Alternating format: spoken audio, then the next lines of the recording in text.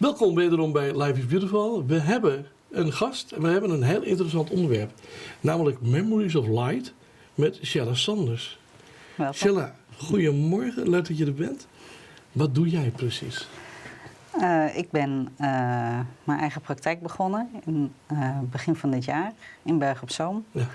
En ik ben energetisch therapeut en coach. En die twee die wisselen elkaar zo wel eens wat af.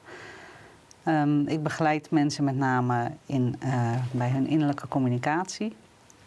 En dan met name gericht op communiceren vanuit je eigen ziel. Ja, want wat een energetisch therapeut, misschien voor de mensen die het niet weten, wat doe jij dan? Wat is dat? Ja, ik voel aan wat mensen nodig hebben. En vanuit daar geef ik ze of een energetische behandeling om een blokkade eventueel op te lossen. En als coach dan geef ik ze wat bewustzijn daarbij over wat er allemaal gaande is. Het is meer gericht op hun ziel. En je ziel bestaat uit allemaal verschillende zielsdelen. Ja. En ieder zielsdeel communiceert op zijn eigen unieke wijze. Bijvoorbeeld je innerlijke kind. Die praat meer vanuit emoties. Die toont de emoties. En op het moment dat je je emoties negeert, dan negeer je eigenlijk ook je innerlijke kind die tegen je spreekt. Op het moment dat jij al je zielsdelen meer op elkaar gaat afstemmen, dan veranderen de dingen in je leven en dan wordt jouw leven veel meer ondersteund in wat jij echt zou willen. Ja, je hebt het over innerlijke communicatie, hè? Ja. Hoe communiceer ik innerlijk met mezelf?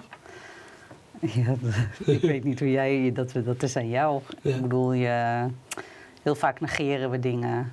Er worden eigenlijk vanuit onze ziel worden continu dingen aangegeven. Buiten ons, maar in ons, qua ons gevoel. Bijvoorbeeld in contact met engelen. Op het moment dat je contact hebt met engelen, dan zie je heel vaak veertjes liggen. Of er komt heel veel toeval op je pad. Heel veel mensen negeren het en die zeggen, ach, het is toeval. Die zien het niet, herkennen het niet. Nee, klopt. En die gaan vervolgens weer verder met wat ze aan het doen zijn. Maar even concreet, we zijn bijna het einde van het item. Met wat voor problemen kunnen de mensen die nu kijken, die denken, ik vind jou een aardig mens, ik wil wel naar je toe. Met wat voor soort problemen kunnen ze dan bij jou terecht? Ja, op het moment dat ze ergens tegenaan lopen in zichzelf of buiten zichzelf, dat dingen die ze moeilijk vinden, wat ze lastig vinden. Dingen Wat ze niet durven misschien, wat moeilijk is. Dingen die zich continu maar blijven herhalen, waar ze dan zelf niet uitkomen. En bepaalde even een andere gedragspatronen misschien?